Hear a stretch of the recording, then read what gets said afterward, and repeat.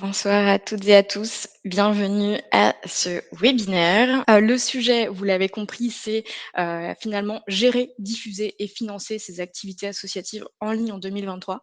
L'idée, c'est d'identifier une dizaine de tendances qui, de prime abord, ne sont pas forcément destinées à tout type d'association ou même de secteur, mais qui peuvent être déclinées en fait et interprétées dans des conditions différentes, dans une dimension plus locale, au sein de vous-même, de vos associations.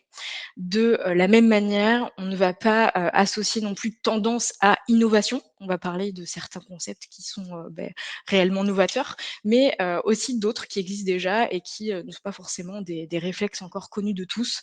Donc j'espère que, encore une fois, vous y trouverez votre compte. Commençons par les politesses. Je m'appelle Marion et je serai votre hôte ce soir. Même si vous le verrez, j'ai pas été toute seule à dénicher les tendances qu'on va vous décrypter. En tout cas, pour ceux, qui ne sont pas familiers avec Hello Asso non plus, c'est, donc la plateforme des associations et des organismes associatifs pour collecter des paiements en ligne gratuitement et pour favoriser, l'engagement citoyen. Vous avez, d'ailleurs un aperçu du site, internet juste ici, avec une double entrée. Une première entrée destinée aux, gérants, associatifs, où on peut donc gérer ses paiements et gérer, avec, les outils Hello Asso, ses activités et une entrée plutôt pour les internautes avec «Je cherche une association», qui fait référence ici à un moteur de recherche qui permet voilà de, pour n'importe quelle personne de trouver une activité, un événement ou un projet à soutenir, dans la ville de son choix. Donc voilà, j'y reviendrai un petit peu plus tard, mais grosso modo, voici l'oiseau. On va commencer avec un chiffre et avec une question, et bien même rhétorique. Saviez-vous que 70 des Français souhaitent être mieux informés, des activités et projets associatifs près de chez eux? Eh bien, la réponse est oui maintenant, hein. Et ce chiffre est issu d'ailleurs du baromètre de l'engagement citoyen et solidaire qui a été mené par Opinionway et Hello Asso en novembre dernier. Et pourquoi je vous parle de ce chiffre? Tout simplement parce que, le message qu'on veut vous faire passer, finalement ici, c'est surtout la notion pardon, proche de chez eux, car la force finalement aujourd'hui des associations, de n'importe quelle taille, c'est, leur impact local et c'est cela, aussi qu'on, voit quotidiennement chez l'OASO parmi les associations qui nous utilisent. Et on va, donc vous présenter des tendances ce soir qui, en effet, s'appliquent parfois à des secteurs particuliers, avec des budgets aussi conséquents, ou pas forcément, mais qui visent toutes à faire en sorte de favoriser la participation des citoyens aux actions, des activités aux actions et aux activités finalement, de ces mêmes associations. Et c'est bel et bien une demande finalement de leur part, hein, et les Français souhaitent être mieux informés. Donc ça démontre quoi? Ça démontre qu'in fine, eh bien, on a une grande marge de progression pour pouvoir, faire connaître ces offres associatives au grand public et qu'en plus, c'est, une demande, finalement de leur part. Ce qui me permet de faire le pont avec la première tendance, on en a relevé une dizaine comme je vous le disais et elles ont toutes, finalement, elles sont toutes portées par un membre de notre équipe. Donc voilà, la première tendance, c'est celle d'Anna et il s'agit du podcaston. Alors vous avez peut-être déjà entendu parler de ce concept, mais effectivement c'est le premier événement, caritatif qui rassemble des podcasteurs et des podcasteuses, francophones. Donc ça va être la première édition, fin mars, du 25 au 31 mars d'ailleurs pour être précise et c'est porté d'ailleurs par une association qui s'appelle Altrui et qui promeut pardon l'altruisme finalement, donc en France. Donc on va, voir pour chaque tendance, on va parler du concept, le définir grosso modo, pourquoi c'est utile en 2023 et comment s'en inspirer d'un point de vue, à son échelle finalement en tant qu'association. Donc, le concept, du podcaston, qu'est-ce que c'est? C'est assez simple. Il y a plus de 300 hôtes, pardon, de podcasts qui vont éditer un épisode spécial de leur propre podcast, pour mettre en scène finalement et mettre en avant une association de leur choix. Et le but finalement, c'est de collecter des dons, hein, de promouvoir ces valeurs d'altruisme et de solidarité à la manière un petit peu du The Event et du Téléthon, puisque ce sont, effectivement les événements qui ont inspiré le podcaston. Mais de pouvoir surtout, profiter de cette notoriété, là pour pouvoir, collecter des dons. Donc si on fait vite le calcul, 300 podcasts, c'est au final plus de 300 associations pardon, qui vont bénéficier de cette audience et qui, vont pouvoir, collecter, finalement, pour leur projet. Pourquoi c'est utile en 2023? Bah, déjà, ce type d'événement, il est, évidemment un temps fort de communication. Dans le milieu et dans le secteur associatif, on en a déjà entendu parler depuis quelques mois. Peut-être que c'est, aujourd'hui que vous le découvrez, mais ce que je veux vous dire par là, c'est que, vous connaissez certainement aussi le système du, Giving Tuesday, qui est finalement, un événement à l'occasion, de la journée mondiale de la solidarité de la générosité, pardon, c'est souvent en novembre, et qui permet de finalement, mettre un coup de projecteur sur les actions associatives pour collecter sur un seul jour, des dons, pour financer, les associations. Et donc là, en fait, c'est un petit peu, finalement le principe, c'est, de pouvoir, jouer sur la générosité, en fait, des auditeurs de podcasts et les événements comme ça qui font du bruit, ils sont toujours aussi importants en 2023 que les années précédentes, et c'est, surtout ici, hyper intéressant parce que ces podcasts-là, ce sont des contenus qui vont rester dans le temps. Ils seront accessibles même au-delà de l'événement passé. On va entendre dans, les différents épisodes parler de ces associations et ces podcasts finalement ils sont pas à utilité unique quoi, à usage unique. Donc c'est aussi, pour ça de pouvoir marquer un petit peu, des podcasts qui ont une grande notoriété avec, ces thèmes associatifs et de pouvoir finalement, les faire rayonner. Alors comment s'en inspirer? Il y a plusieurs niveaux bien sûr. Déjà de pouvoir peut-être, se rapprocher de podcasteurs si vous en avez dans votre réseau et de leur proposer de s'inscrire à l'événement puisque, on peut encore participer en tant que hôte de podcast. C'est jusqu'au 28 février par ailleurs. Mais c'est aussi un moyen peut-être de réflexion, tout simplement de pourquoi pas, s'intéresser à ce canal qui rassemble aujourd'hui beaucoup d'auditeurs, beaucoup de d'audience et d'ailleurs une étude qui est sortie, il y a pas très longtemps qui, disait qu'en moyenne en 2022 c'était un peu plus de 17 millions d'auditeurs finalement, de podcasts par mois, ce qui est assez, faramineux et ce type d'événement, tout comme le Giving Tuesday finalement, il fonctionne dès lors qu'on s'en empare, hein et dès lors que, finalement le grand public s'en empare. Ça ne tient pas exclusivement sur les épaules des organisateurs, mais si on joue le jeu finalement et qu'on fait le relais, c'est, de cette manière qu'il y aura un poids, finalement considérable, dans la collecte. Passons à la seconde tendance qui, finalement sont, les, lives caritatifs. Donc cette tendance est portée par Jessica de notre équipe. Le concept, bon, vous le connaissez certainement, c'est effectivement un événement qui peut, porter plusieurs dénominations aujourd'hui, hein. On entend souvent alors streaming, live caritatif, marathon même en streaming, dont finalement l'avantage numéro un, c'est d'être filmé et retranscrit en direct, donc sur une plateforme qui le diffuse. Généralement, c'est Twitch, la plus connue, mais il y en a d'autres et le but finalement de ces marathons caritatifs, c'est de collecter, finalement des dons et des fonds pour les organismes, d'intérêt général ou voilà, d'utilité publique. Alors le plus populaire reste à ce jour effectivement le The Event, qui a été, effectivement, relayé sur Twitch et qui a récolté plus de 10 millions d'euros lors de sa dernière édition. Si vous avez entendu, parler de ça, je suppose que oui, et qui a collecté donc pour, 5 associations. Mais depuis, finalement, il y a un grand nombre de streamers et streameuses qui se sont prêtés au jeu et qui, ont permis de récolter aussi de belles sommes. Pourquoi c'est utile en 2023 ce type d'événement? Alors on pourrait donner les mêmes raisons que pour le podcaston, mais c'est aussi, parce que, les plateformes live sont de plus en plus investies par, le grand public. La tranche d'âge des personnes qui consomment des contenus sur des contenus streaming, généralement c'est entre 18 et 35 ans, mais ça peut aussi ça s'élargit vachement depuis quelques mois. Mais la vraie opportunité ici, c'est que, finalement chaque streamer, c'est un animateur de communauté. Et donc de manière générale, l'engagement de ces communautés, il est hyper important et c'est, ce qui permet finalement de fédérer autour d'un projet associatif, de pouvoir embarquer aussi sa communauté autour du projet grâce, à plusieurs, outils finalement sur, la plateforme. Il y a un chat qui est très actif, la mise en scène aussi du streamer où, c'est souvent lié à des jeux vidéo, hein, c'est issu du monde du gaming, mais pas que. Il peut y avoir aussi d'autres activités, d'autres actions et finalement de pouvoir aussi inviter d'autres streamers qui ont eux-mêmes leur communauté pour un maximum d'interactivité. Alors depuis, il y a de nombreux effectivement autres lives qui ont été organisés, hein, notamment, celui du Téléthon Gaming, hein, comme quoi, ils sont précurseurs sur pas mal de choses. Mais il y a aussi, Game for Animals, le Désert Bus de l'Espoir d'ailleurs qui, va sortir sa 10e édition cette année. Le Speedon, qu'on peut voir à l'écran d'ailleurs, le Speedon, c'est un peu plus de 800 000 € collectés pour les associations et plein d'autres. Alors, comment s'en inspirer à son échelle? Là encore, le message, c'est pas organiser, des lives caritatifs, de vous-même. Non, c'est, ni de se rapprocher des plus gros streamers et streameuses de France, même si vous les avez dans votre réseau, faut pas s'en priver. Mais en tout cas, c'est, encore le pouvoir du local ici qui est important puisque, vous pouvez aussi, voir près de en tout cas de pouvoir, avoir la réflexion d'approcher des streamers qui, et bien, voilà, ont peut-être une audience un peu moins, importante, mais quelle que soit leur taille, finalement, leur communauté, elle reste hyper engagée, sur leur contenu et donc ça peut déci vous pouvez éventuellement, décider d'organiser, à votre échelle, un live caritatif aussi pour, votre association. Donc c'est en tout cas, bien porteur d'espoir. La 3e tendance, elle est portée par Yanis et il s'agit de Google My Business. Donc là, vous allez vous dire: «OK, on ne réinvente pas la poudre», c'est vrai. Cependant, le principe de Google My Business, il est souvent donc effectivement bien connu des entreprises, mais pas forcément des associations.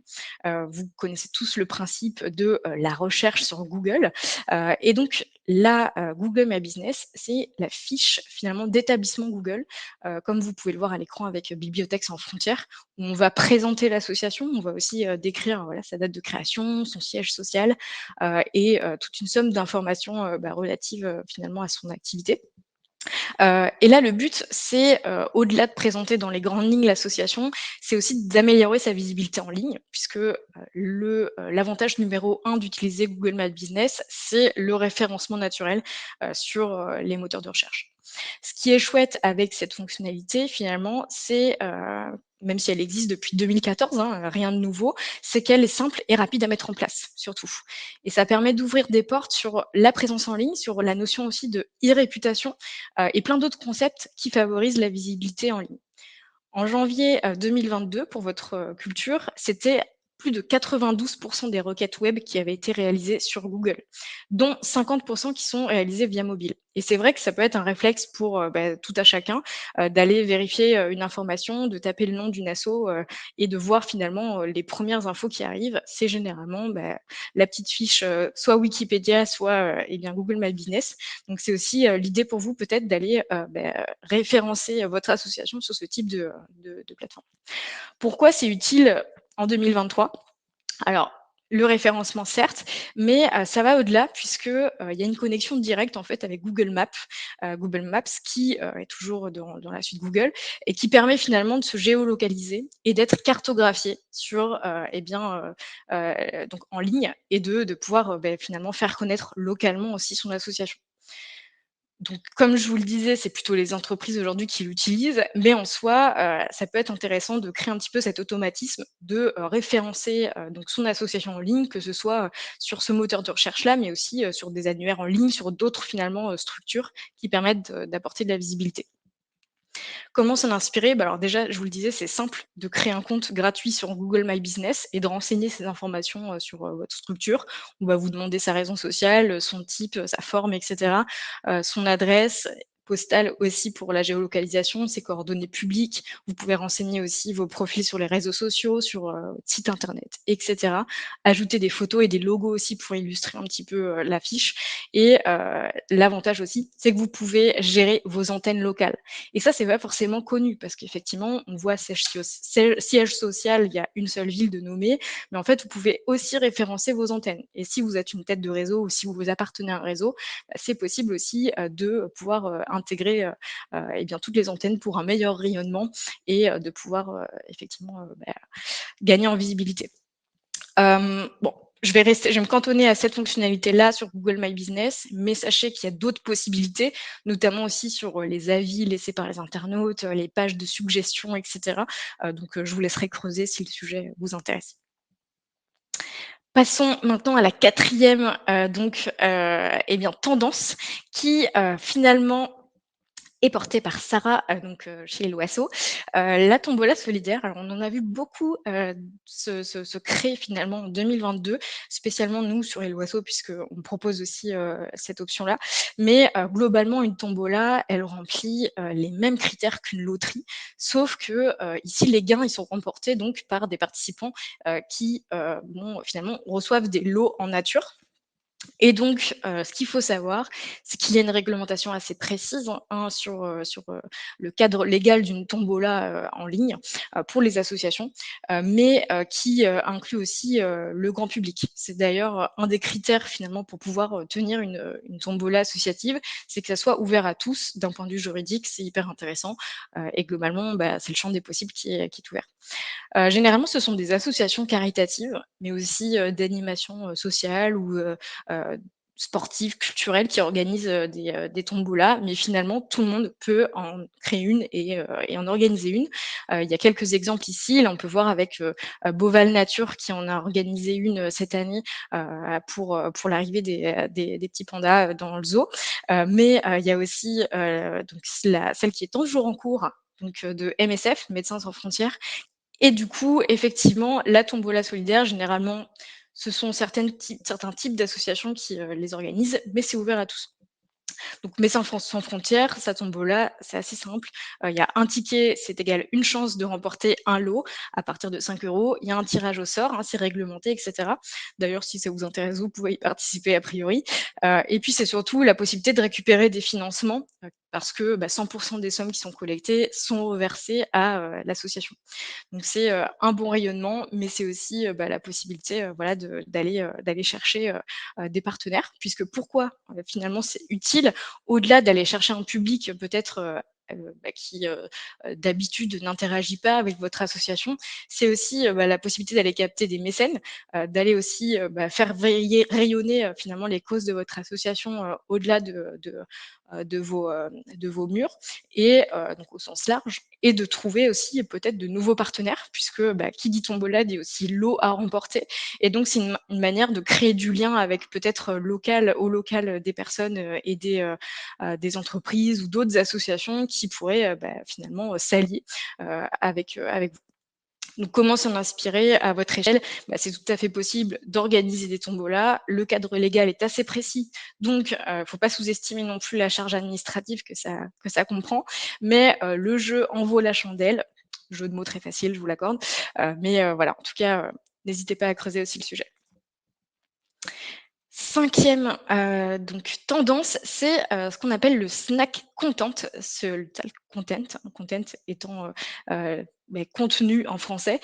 Précisément sur les réseaux sociaux, Claudia, du coup, va, enfin, en tout cas, sélectionner quelques exemples pour, vous dire et vous expliquer un petit peu le concept. C'est un terme finalement utilisé pour décrire tous les contenus courts qui vont à l'essentiel. Typiquement, des formats qui sont faciles à consommer. Vous ferez, rapidement le parallèle avec, bah, les snacks que l'on mange, hein, finalement, mais qui sont souvent diffusés donc sur les réseaux sociaux et qui ont pour but, finalement d'aller, apporter un message avec un impact, et de le faire de manière, bah, super rapide. Si ça vous paraît abstrait ce que je vous raconte, on a sélectionné beh, formats avec Claudia. Notamment là, ici, vous avez une infographie. On récupère des chiffres, et cetera. On peut mettre, finalement, en lumière certains événements, certains chiffres, certains faits, et de pouvoir facilement le consommer. En tout cas, c'est accessible à tous, et c'est facile à diffuser également. Autre type de choses qu'on voit souvent et qui, bah, appartiennent au snack content. Alors là, ici, il y a une réflexion assez, particulière, mais tout ce qui va être citation, on en voit beaucoup sur les réseaux sociaux, et qui permettent de faire passer des messages aussi, assez facilement. Autre manière aussi, ça va être toutes les capsules, un petit peu bande dessinée. Alors effectivement, il faut aussi peut-être, enfin, en tout cas, s'entourer, pardon, de personnes talentueuses qui, peuvent en faire, mais c'est aussi, bah, ce type de format qui plaît, et qui, se consomme facilement sur les réseaux sociaux. Y On voit aussi pas mal de mèmes, pas mal de gifs, des vidéos très courtes. Là, ici, on a un exemple de la Fédération française de basketball qui, reposte aussi, des petites vidéos comme ça, comme celle-ci, où on va chercher de l'interaction aussi avec, bah, la communauté. Et puis, des posts aussi rédigés sous format de carrousel, où ça va être facile à lire. Il y aura quelques petits clics pour pouvoir avoir l'information, mais grosso modo, ça se lit vite et le message part, bah, facilement. Pourquoi c'est utile en, 2023? Alors lorsqu'on sait que notre attention est assez réduite à quelques secondes, maintenant, et vu le nombre d'informations qu'on reçoit, quotidiennement, c'est en allant à l'essentiel à l'essentiel pardon, que l'on capte, le plus facilement, l'intérêt des internautes et qu'on s'assure aussi de bien les atteindre parce que c'est effectivement aussi un des enjeux. Après on a, chacun et chacune des manières de consommer du contenu, hein. Ça peut être, de lire des articles de presse, qui sont très longs ou de regarder de longues vidéos également. Mais, pour diffuser un message et avoir un impact, assez immédiat, il semble en tout cas, que la tendance va au snack content. Alors, comment s'en inspirer? Déjà, petit conseil, il y a pas mal d'outils qui existent, notamment sur, la partie graphique, comme, Canva, pour ne pas les citer, mais en tout cas qui vous permet de créer sous base de modèles aussi, pas mal de contenu, en ajoutant, voilà, vos couleurs, votre charte graphique, votre logo, et de créer, relativement facilement des contenus, courts et il y a aussi même des options de montage vidéo sur ce type de d'application, enfin, c'est assez puissant. Mais surtout, si vous devez retenir quelque chose de cette tendance-là, c'est, que, vous pouvez vous inspirer de tout type de compte finalement, et organisations, même très éloignées de votre secteur, car, finalement les codes de ces contenus-là, ils s'appliquent à tous finalement et même l'actualité, en soi peut être, un bon socle parce que vous le constaterez, aussi par vous-même, mais, si vous suivez des médias, sur les réseaux sociaux, vous voyez, voilà que ça va très vite, et on cherche à avoir, voilà, de courtes vidéos, à impact. Hop. Passons à la sixième. La sixième, elle porte davantage sur le user generated content, et donc c'est Gaven qui la porte. Globalement, c'est du contenu généré par ses utilisateurs, mais nous, si on transfère à notre, secteur, c'est plutôt, par les bénévoles ou par les adhérents finalement de l'association. Alors quel est le concept? C'est toujours sur les réseaux sociaux que ça se passe finalement, mais c'est aussi donc du contenu généré par, des personnes qui, ont l'habitude finalement d'utiliser, ou de participer à nos événements, de participer à nos activités, de soutenir l'association, quelle qu'elle soit. Et donc, généralement, ce sont plutôt les entreprises, hein, qui utilisent ce concept, c'est issu de là, hein, notamment en faisant créer, des vidéos, à des clients, en testant leurs produits, ça peut être aussi auprès de personnes influentes et cetera. Vous voyez, de quoi je parle? Donc pour pouvoir capter une communauté cible et en tout cas une audience précise, si, donc là, vous l'avez compris, on ferme aucune porte, hein. Si on se l'applique, nous, à notre niveau, ça peut être intéressant de, reproduire un petit peu ces codes et de pouvoir, globalement, mettre des contenus qui sont créés par nos adhérents, par les bénévoles, pour pouvoir, attirer, sa communauté et de tout simplement montrer l'univers et l'ambiance de l'association. Pourquoi c'est utile ce type de contenu? Là, on peut le voir avec l'exemple, notamment donc, l'association a même créé une story à la une qui s'appelle «Vous» et donc c'est du contenu qui va être partagé finalement, par, les adhérents et cetera et qui sont relayés sur le compte officiel de l'association. Et pourquoi ce type de pratique est utile finalement en 2023? Tout simplement parce que, si vous souhaitez par exemple recruter de nouveaux adhérents ou de nouveaux bénévoles ou même de membres, ils vont devoir comprendre facilement qu'est-ce qu'ils ont à gagner finalement en vous rejoignant et en quoi de mieux finalement que des personnes qui vivent votre quotidien associatif pour pouvoir leur donner envie. Ce sont, effectivement les personnes qui assistent à vos ateliers, qui assistent à, vos événements, qui, participent à vos campagnes de dons et cetera, qui, sont les mieux pour pouvoir relayer, vos actions et mettre en scène finalement, l'association, comme elle l'est, quoi. Donc ça fait référence effectivement aussi à une autre règle d'ailleurs qui, s'applique à d'autres organismes à la base, mais vous pourrez le voir d'ailleurs dans cet exemple-là. Ici, le message de ce message-là, enfin, le message de cette photo-là, c'est, ne montrez pas votre produit vide, mais montrez votre produit en action pour que les personnes puissent s'identifier au mieux. Et donc c'est un petit peu la même chose avec, finalement, nos associations. Si vous faites des photos ou des contenus où on voit pas vraiment d'humain derrière, ça peut être compliqué de venir convaincre des gens, donc de venir.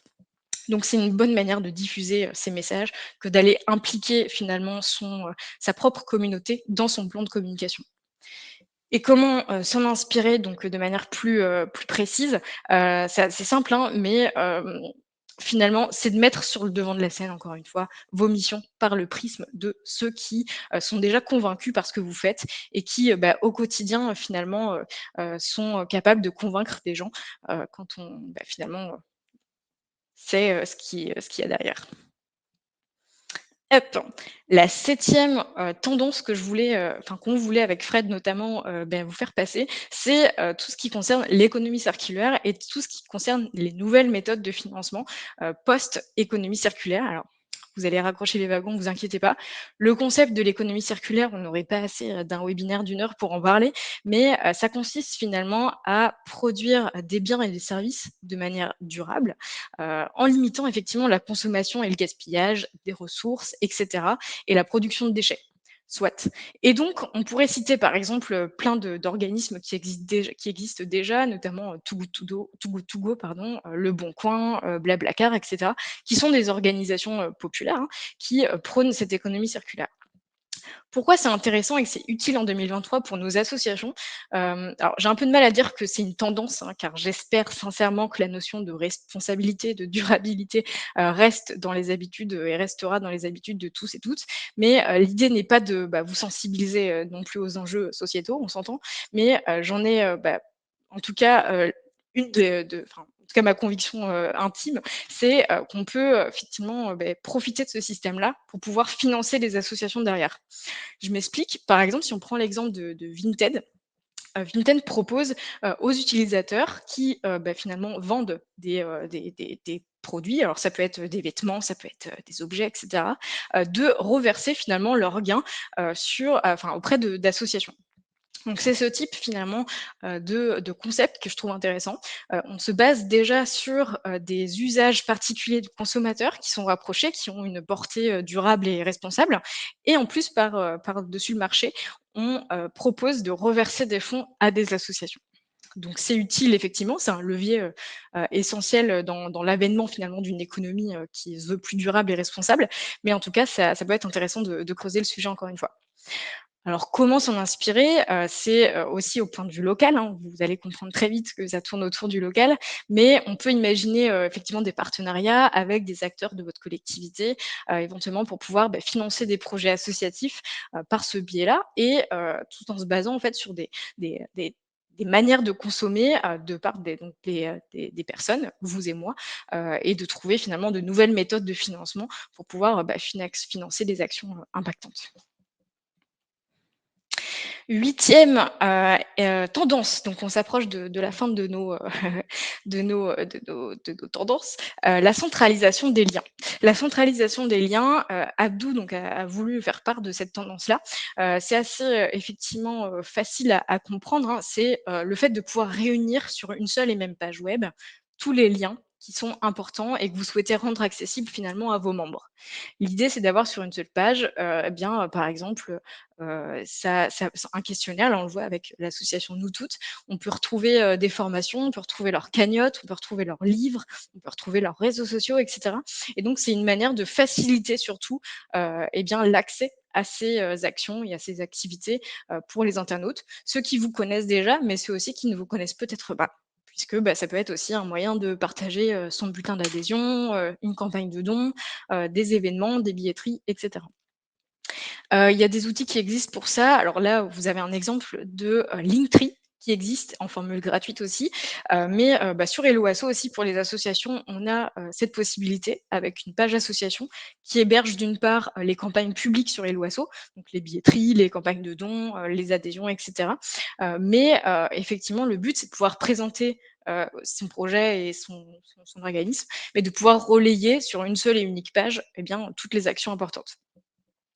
Comment s'en inspirer? Tout simplement, vous avez, la possibilité de créer votre compte facilement, et surtout c'est l'idée de rationaliser un petit peu l'approche, de se dire: «Bon, si j'ai un seul et même lien à communiquer, peut-être que ça va être plus simple pour, mes membres ou mes bénévoles, et cetera, de se rendre facilement, sur mes campagnes ou sur, mes comptes, de réseaux sociaux, ou et cetera». Peu importe là où vous voulez les emmener, ce sera plus simple si ça se fait, finalement sur, une seule et même page.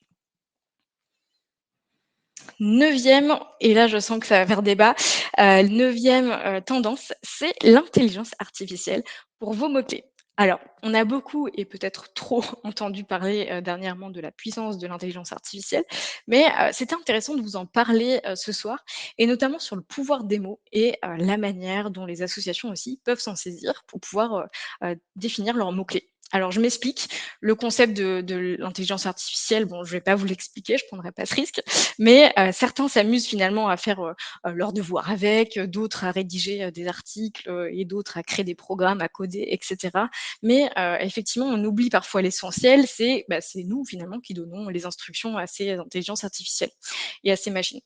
Alors pourquoi c'est utile en 2023, vous allez me dire? Je suppose que vous avez tous, effectivement, vos idées en tête. Alors oui, ChatGPT et cetera, mais ça peut être intéressant, notamment pour choisir, des mots-clés, mais aussi, peut-être, des wordings percutants finalement, des idées de posts également, en fonction de vous, votre secteur. Le but, c'est de créer une relation, avec, bon, cette, soi-disant machine, mais en tout cas, c'est, une éventualité pour pouvoir, donner de l'inspiration. Pourquoi je vous ai mis, cette publicité, de Becherel, vous l'avez peut-être vu passer par ailleurs. C'est, donc, Becherel et leur agence Brainsonic, il me semble, qui ils vient décider d'utiliser l'intelligence artificielle pour un impact, assez majeur, et le message derrière, c'est qu'on peut utiliser l'intelligence artificielle, mais pas n'importe comment. Et ils ont donné, des phrases mal orthographiées finalement à l'intelligence artificielle pour pouvoir, faire en sorte qu'on ait, à la fin, une image qui retranscrive, ce qu'on a imaginé. Et donc ici, on a l'exemple même d'une maison dans une forêt de pins P-A-I-N-S. Et donc ici, on voit effectivement, que ça tombe pas forcément à pic. Il y a d'autres contenus, je crois qu'il y a aussi une compétition de saut en hauteur, mais saut c'est S-E-A-U. Bon voilà, vous pouvez imaginer facilement à quoi ça ressemble. En tout cas, le message de Sarah ici, c'est qu'on soit pour ou contre l'intelligence artificielle, elle peut nous faire gagner du temps quelque part, mais pas imaginer à notre place. Et comment s'en inspirer? C'est surtout, rappeler les mots qui sont importants, notamment pour le référencement aussi, puisqu'il peut y avoir, pas mal d'infos, de voilà, en tout cas de pouvoir s'approprier peut-être ce type de tendance-là pour créer, du contenu finalement qui reste facile à diffuser et qui peut, peut-être, sortir, des sentiers battus. On a fini pour, les premières tendances. Effectivement, j'avais envie, avec Tom, de vous en parler une dernière pour la route et ça englobe finalement tous les outils, numériques, de manière générale. Et d'ailleurs, c'est issu un petit peu d'une étude qu'on avait fait il y a quelques mois, de quels sont les outils finalement qui sont utilisés majoritairement par les associations. La grande majorité utilisent toutes des tableurs, notamment dans Excel ici comme il est cité en début de parcours, mais bon, il existe aussi d'autres systèmes. Il y a environ 40 des associations qui utilisent une solution d'emailing. Ça aussi, c'est intéressant de voir un petit peu comment ça se passe. Alors on en a plusieurs qui existent, il y a Sendingblue, il y a Mailchimp, il y a voilà plein d'autres outils. Les outils aussi les plus cités sont, du stockage, donc ça va être, les drives et cetera, mais aussi de la partage et du partage et donc de l'intelligence, finalement collaborative, de pouvoir échanger ensemble, via des messageries instantanées comme Slack, WhatsApp et cetera. Et il y a aussi plus de 60 de notre, donc l'échantillon qui a été, effectivement, étudié pour cette étude, qui déclarent utiliser au moins 2 réseaux social, différents. 2 réseaux sociaux, c'est mieux Marion, dis donc. Heu, il est tard et par contre, la majorité de ces associations n'utilisent pas d'outils dédiés pour le bénévolat. Alors là, ici, le pont que je vais faire avec, la tendance suivante, c'est surtout de pouvoir, imaginer que le numérique est un allié pour son association et que finalement, qui dit outil dit, en tout cas, un matériau ou, du matériel qui nous permet de, simplifier notre gestion. Là, la tendance, c'est surtout de pouvoir dématérialiser sa gestion associative et notamment ses paiements puisque, pour financer, pour gérer ou pour diffuser ses actions, il faut pouvoir s'appuyer sur, finalement, un système solide. Nous, sur Hello Asso, on propose effectivement plein d'outils de collecte, de la billetterie, de l'adhésion, du don aussi en ligne, du financement participatif, mais également de la boutique, pour pas citer tous les outils. Mais en tout cas, le but, c'est, d'accompagner le développement des activités des associations et de pouvoir le faire en simplifiant surtout l'encaissement des flux financiers et de gérer finalement pour vous, cette partie, un petit peu, chronophage, lorsqu'il s'agit de récupérer des espèces ou des chèques. Et puis, là où je voulais aussi vous amener, c'est surtout sur le plan diffusé, c'est sur le moteur de recherche d'activités associatives de Hello Asso, puisque vous ne le savez peut-être pas, mais lorsque vous êtes inscrit sur Hello Asso, vous êtes référencé de manière automatique sur l'annuaire Hello Asso, à savoir le moteur de recherche d'activités. Il fonctionne, typiquement par mots-clés, par localisation, donc rien de surprenant non plus. Mais le but, c'est de pouvoir rendre accessibles toutes vos campagnes publiques, de pouvoir permettre aux internautes de chercher, dans la ville de son choix, donc d'un point de vue local, et bien les événements, les projets à soutenir, les formulaires d'adhésion et cetera, des associations qui, les intéressent. Donc l'idée, c'est de pouvoir aussi, et bien, capter cette audience-là, puisque, il y a un peu plus de 4 millions de visiteurs par mois qui, visitent les pages donc, de Hello Asso et ça représente, effectivement, un horizon, assez intéressant, lorsque vous cherchez à gagner en visibilité. En tout cas, si c'est votre objectif. Un petit exemple, si je tape le mot-clé danse, par exemple, à Bordeaux, je vais retrouver dans les résultats de recherche plein de profils associations qui correspondent à mes mots-clés et je vais pouvoir, finalement affiner ma recherche en fonction des activités. Ça peut être en fonction du type d'activité, du prix, de la date et cetera. En tout cas, c'est faire en sorte pour que, la personne qui utilise puisse, avoir des résultats pertinents et en tout cas, ça permet de référencer toutes vos campagnes. Bref rappel sur le modèle économique de Hello Asso, c'est notre, aussi particularité puisque, si vous ne le savez pas, Hello Asso, propose tous ses services gratuitement aux associations et donc notre seule source de revenus aujourd'hui, c'est la contribution volontaire et ce qui permet finalement de, construire une plateforme, solide qui, aujourd'hui accueille un peu plus de 220 000 associations. On est assez, impressionnés par ce chiffre qui augmente et en tout cas, cette contribution volontaire, elle permet à la fois de faire vivre l'équipe Hello Asso. On a dépassé les 100 salariés, cette année, mais aussi de, répondre aux frais de transaction, parce que chaque paiement qui est reçu, finalement est coûteux, mais est entièrement à la charge de Hello Asso. Et puis enfin, on peut réinvestir finalement dans la plateforme, de pouvoir développer de nouvelles fonctionnalités ou, même en fonction de vos retours et suggestions d'amélioration, de pouvoir se rapprocher au mieux de vos besoins. En synthèse, ce qu'il faut vraiment retenir de ce webinaire, c'est, inspirez-vous de tous les secteurs. Ne vous fermez aucune porte, que ce soit en matière de gestion, en matière de diffusion ou de financement. C'est vraiment important qu'on se dise, quelle que soit la tendance finalement, on s'en fiche un petit peu. La vraie innovation, elle tient dans la manière de s'approprier cette tendance et de pouvoir la décliner, de pouvoir, la mettre en place dans son association. Enfin, en tout cas pour moi, c'est là où il y a la vraie innovation. N'oubliez pas non plus que vous êtes les premiers incubateurs de communautés et en tant qu'association, vous avez ce pouvoir local, encore une fois, mais la manière dont vous allez, construire votre communauté, c'est une force et vous n'avez rien à envier à d'autres structures qui existent. La tendance qu'il faut vraiment retenir de tout ça, c'est l'adaptabilité, pardon, des actions à travers l'initiative locale. Qu'on parle de podcaston, de, stream, heu, caritatif ou de tombola solidaire ou peu importe, l'idée c'est de pouvoir retranscrire des modèles qui fonctionnent d'un point de vue, peut-être national ou mondial, mais de pouvoir se l'appliquer, à des initiatives plutôt locales et de pouvoir en tout cas tester, remanier, apprendre de, toutes ces initiatives. Et enfin, de dématérialiser votre gestion pour, se concentrer sur l'essentiel finalement, grâce à des outils numériques qui existent. Alors je vous ai cité Hello Asso, mais bien sûr on peut en citer plein d'autres. L'idée c'est vraiment de pouvoir se décharger et de pouvoir, profiter, de ces, structures qui existent pour pouvoir diffuser et financer et gérer votre association. Merci à tous, très belle soirée. Au revoir.